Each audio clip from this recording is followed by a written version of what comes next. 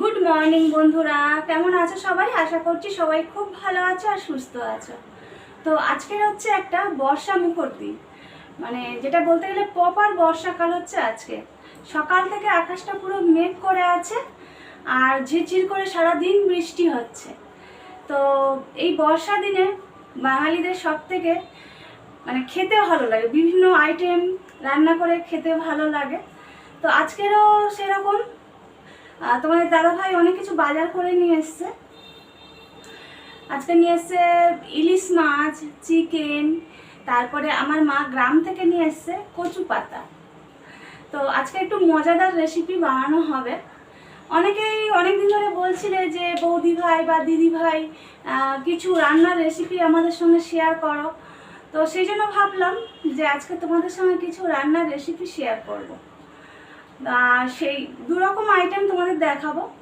Chicken তো সবসময় মানুষ মানে বিভিন্ন আইটেম করে খাচ্ছে, তো চিকেনটা আজকে দেখাচ্ছি না। আজকে তোমাদের সঙ্গে শেয়ার করব দই আর সর্ষে দিয়ে ইলিশ মাছ, দই ইলিশ, যেটা যেটা খুবই টেস্টি হয়। মানে আমাদের বাড়িতে ইলিশ মাছ এলে এই রেসিপিটাই বেশি বানানো হয়, এতটাই টেস্টি হয়। আর সেই সঙ্গে আজকের একটা কচু পাতার রেসিপি শেয়ার করব চিংড়ি মাছ দিয়ে। এটা প্রথম আমি খাই আমার শ্বশুর বাড়িতে। আমার মেজো যা বানিয়েছিল, খেয়ে এত ভালো লেগেছিল, তো ভেবেছিলাম এরকম আমি মানে বানাবো। তো সেটা তোমাদের সঙ্গে শেয়ার করব। তো চলো তাহলে তোমরা দেখতে থাকো আমি কি কি বানাচ্ছি, কিভাবে বানাচ্ছি। তো দেখো, ইলিশ মাছের রেসিপি বানানোর জন্য এখানে নিয়ে নেওয়া হয়েছে ইলিশ মাছ, আর এখানে আছে সর্ষে। সর্ষেটাকে বেটে আমি ছাঁকুনি দিয়ে ছেঁকে নিয়েছি। আর এখানে আছে দই, একটু নুন দিয়ে ফেটিয়ে রেখেছি। এখানে অ্যাকচুয়ালি এই যে চামচটা দেখতে পাচ্ছ, এই টেবিল চামচের 1 চামচ করে প্রত্যেকটা মাছের পিসের জন্য নিয়েছি। তো আমার এখানে 5 পিস মাছ আছে, তো 5 চামচ দই নিয়েছি। আর কাঁচা লঙ্কাটা নিয়েছি, ওটা পরে ইলিশের রেসিপিটাই দেওয়া হবে। আর এই শুকনো লঙ্কা, রসুন, পেঁয়াজ, আর এদিকে আছে দেখো চিংড়ি মাছ, এটা দিয়ে এই কচু শাকের রেসিপিটা হবে। এটা হচ্ছে কচু পাতা, শোলা কচু নয়, এটা যে কচুটা আমরা খাই না সেই কচু গাছের পাতা। তো চলো স্টার্ট করি। তো দেখো, দুদিকে দুটো কড়াই বসিয়ে দিয়েছি। তো প্রথমে এই কচু শাকটা মানে কচু পাতাটা আমি ভালো করে সিদ্ধ করে নেব।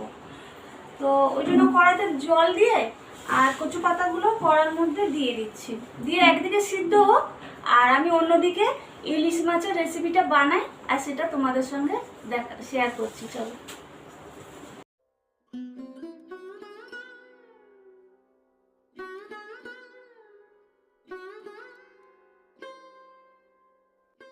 এই দই ইলিশটা বানানোর জন্য কিছু কিছু উপকরণ দিয়ে প্রথমে মাছটা 10 মিনিটের মতো ম্যারিনেট করে রাখবো। তো কি কি দিচ্ছি দেখো, প্রথমে মাছের মধ্যে একটু লবণ দিয়ে দিলাম পরিমাণ মতো। আর তারপরে প্রতিটা মাছের জন্য আমরা 1 টেবিল চামচ করে দই নেব। তো এখানে 5 পিস মাছ আছে, তো 5 চামচ নিয়েছিলাম, আর একটুখানি বেশি হয়েছে, ওটা দিয়ে দিচ্ছি। আর এরপরে দিয়ে দেব সর্ষে বাটা। সর্ষে বলতে এখানে আমার শুধু কালো সর্ষেটাই রয়েছে, মানে সাদা সর্ষে কালো সর্ষে অনেকে দুরকম মিক্সড করে দেয়, আমি কালো সর্ষেটাই ব্যবহার করি। আর সেই কালো সর্ষেটা আমি মিক্সিতে পেস্ট করে নিয়ে অল্প একটু জল দিয়ে একটু পাতলা করে নিয়ে আর ছাঁকুনি দিয়ে না ছেঁকে নিয়েছি। না হলে কি হয়, খোসাটা পেটে গেলে না অনেক সময় পেট খারাপ করে। তো ছেঁকে নিয়েছি, দেখতেও ভালো হবে। তারপরে একটু হলুদ দিয়ে দিলাম, দিয়ে পরিমাণ মতো সর্ষের তেল দিয়ে দিলাম, দিয়ে এরপরে মাছটা ভালো করে মেখে নেব। দই সর্ষে সব কিছু এর গায়ে মেখে যাবে। আর মাখা হয়ে গেলে জাস্ট 10 মিনিটের মতো তোমরা রেখে দিতে পারো, আবার নাও রেখে দিতে পারো। হাতে যদি টাইম থাকে 10 মিনিট রেখে দেবে, না হলে রাখার কোনো দরকার নেই।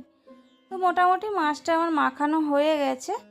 আর এর মধ্যে না অল্প একটু চিনি দিয়ে দেবে। তো আমার দেওয়া হয়নি, ভুলে গেছিলাম, মাছটার মধ্যে অল্প একটু চিনি দিয়ে দেবে যাতে স্বাদটা আর একটু ভালো আসে। আর একদিকে দেখো আমি ওই কচু পাতাটা সিদ্ধ করতে দিয়েছিলাম, তো ওই কচু পাতার মধ্যে একটু নুন দিয়ে দিলাম, তাহলে পুরো শাকটার মধ্যে নুনটা ভালো করে ঢুকবে আর কি। তো আর একটু সিদ্ধ হবে। তো ঠিক আছে, কচু পাতাটা একদিকে সিদ্ধ হোক আর আমি অন্যদিকে ইলিশ মাছটা বসিয়ে দিই। চলো। দই ইলিশ বানানোর জন্য প্রথমে কড়াটা গরম হলে কড়ার মধ্যে পরিমাণ মতো তেল দিয়ে দেব। এরপরে কালো জিরে তেলের মধ্যে অ্যাড করব। ব্যাস, এর মধ্যে আর কিচ্ছু দিতে লাগবে না। এরপর ম্যারিনেট করা মাছগুলো এর মধ্যে দিয়ে দেব।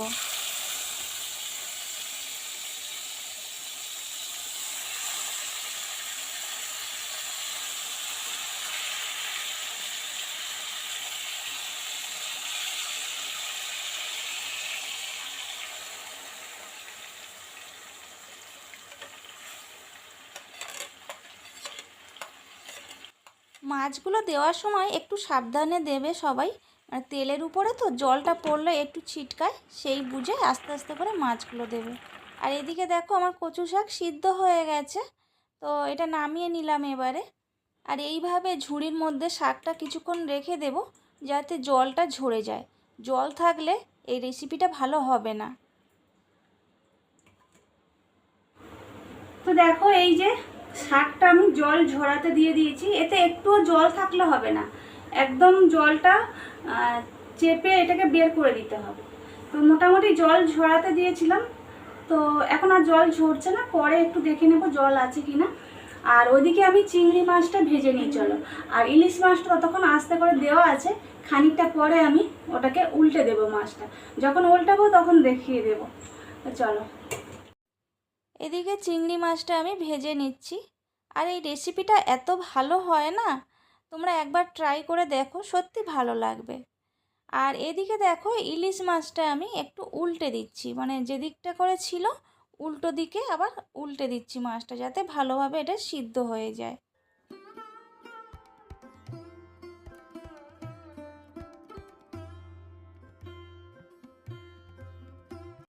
তো দেখো কিছুক্ষণ পরে ঢাকনাটা খুলে দেখছি সর্ষেটা ঘন হয়ে গেছে, আর চারিদিকে দেখো একটু একটু তেল ছাড়া ছাড়া হয়ে গেছে, মানে সর্ষে আর তেল একটু আলাদা আলাদা হয়ে গেছে।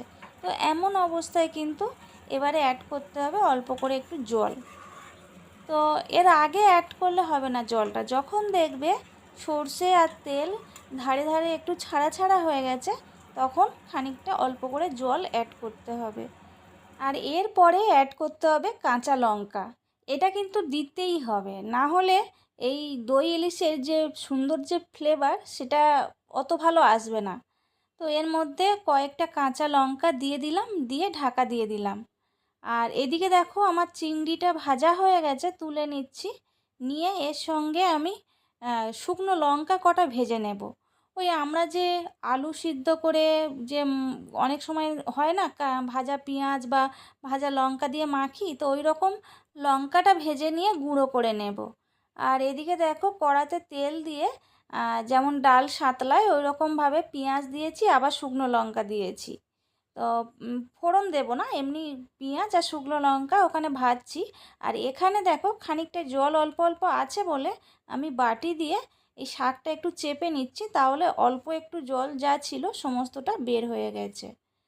তো দেখো সমস্ত জল বের হয়ে গেছে আর জলের কালারটা এইরকম হয়েছে। চলো এবারে কড়াতে ওই যে পেঁয়াজ আর লঙ্কা একটু ভাজা ভাজা হয়ে যেতে এর মধ্যে দিয়ে দিলাম রসুন কুচি, দিয়ে খানিকটা ভেজে নেব। বেশ লাল লাল হয়ে গেলে এর সঙ্গে চিংড়ি ভাজাটা অ্যাড করে নেব। তো দেখো চিংড়ি ভাজাটা দিয়ে দিচ্ছি, দিয়ে একটু ভেজে নিয়ে তারপরে এর সঙ্গে অ্যাড করব ওই শাকটা।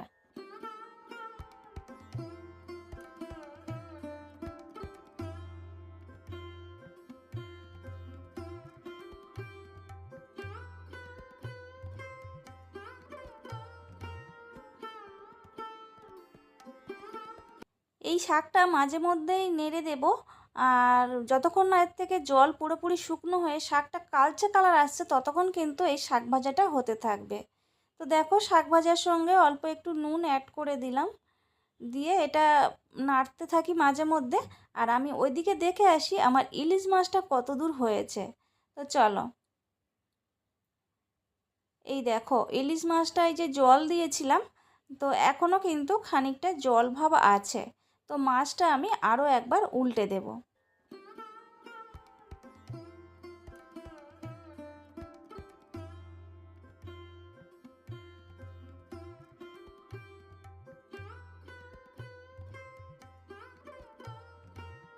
যে কোনো রান্না একটু টাইম দিয়ে করলে তার টেস্ট অনেকটা বেড়ে যায়।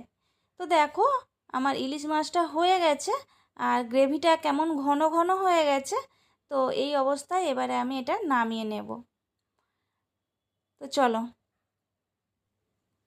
দেখো কালারটা কত সুন্দর হয়েছে আর খেতেও কিন্তু খুবই টেস্টি হয়।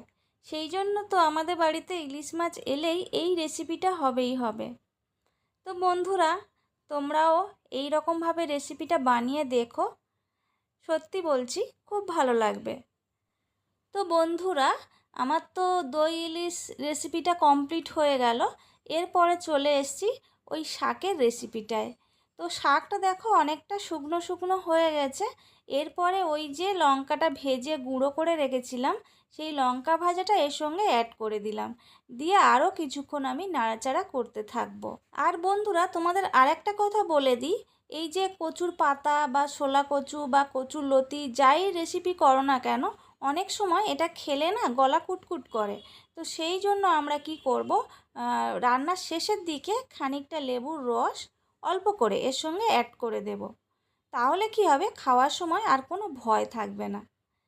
তো দেখো মোটামুটি আমার রান্নার রেসিপিটা কমপ্লিট হয়ে গেছে। তো দেখো এবারে এইগুলোকে সেই আলু চোখা বা আলু মাখার মতো করে গোল গোল করে নিয়েছি। দেখো কত সুন্দর দেখতে হয়েছে, বল বল করে শেপ করে নিয়েছি। আর এটা খেতে খুব টেস্টি হয়। আর এরপরে না তোমাদের দাদাভাই এই চিকেন স্টুটা বানিয়ে নিয়েছে। তো অনেক রকম আজকে রান্না হয়ে গেল। তো বন্ধুরা, তোমরা দেখলে আজকে কি কি রান্না করলাম, আর তোমরাও এইরকমভাবে বানিয়ে খেয়ে দেখতে পারো, খুব টেস্টি হয়। তো আজকে তো সব কিছু বানিয়ে নিলাম, এরপরে খেতে বসবো। এত ভালো ভালো আইটেম হয়েছে, আর দেরি করলে হয় বলো? তো তোমরাও সবাই চলে এসো, চলো খেতে বসে যাই। এই দেখো বন্ধুরা, প্লেটে সমস্ত খাবার সাজিয়ে নিয়ে বসে পড়েছি। এত সুন্দর সুন্দর খাবার, আর কি চুপ করে বসে থাকা যায়? চলো খাওয়া স্টার্ট করি।